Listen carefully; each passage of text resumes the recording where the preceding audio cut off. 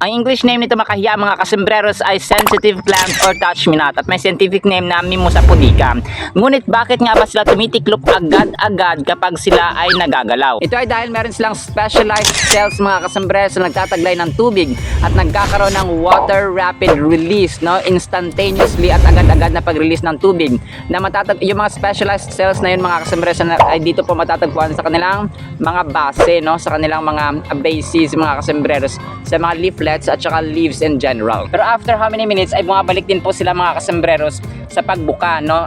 Sort of defense mechanism nila mga kasembreros. Pero sa kingdom plantae or sa kaharian ng mga halaman ay napakadaming bizarre or odd mga kasembreros. Kumbaga pa weirdo, no? Unique na mga characteristics ng mga halaman. Gaya nito, bleeding heart, isang uri ng bulaklak mga kasembreros na may scientific name na Laprocapnus spectabilis, na tila isang pusong dumudugo kasi nga may droplet siya sa baba mga kasembreros.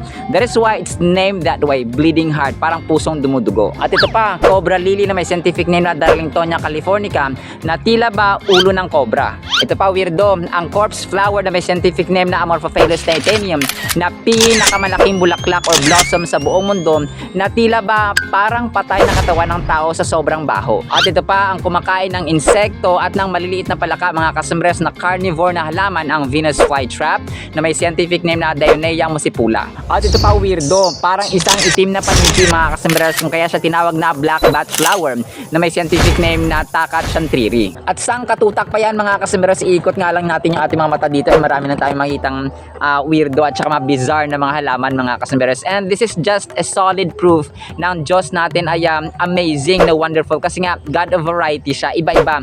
Hindi lang siya lumikha ng isang uri ng halaman o isang uri ng hayop, no? Hindi lahat puro baka, hindi lahat puro kalabaw mga kasembreros. So kagaya sa tao, no, marami tayong ugali at saka mga unique na mga characteristics mga kasembreros. Food for our soul, indicating that our God is a God of variety.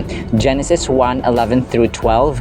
Then God said, "Let plants grow from the earth, plants that have seeds, let fruit trees grow in the earth that bring their kind of fruit with their own seeds." And it was so. Plants grew out of the earth, giving their own kind of seeds. Trees grew with their fruit and their kind of seeds. And God saw that it was good. Genesis 1:11 through 12. Mula rito sa Davao del Norte, ng konting kalamang dapat na. Sembrano Dennis! Dito ginagawa mo dito? Gusto ko matuto. Mimosa pudica pala. Mimosa makahiya.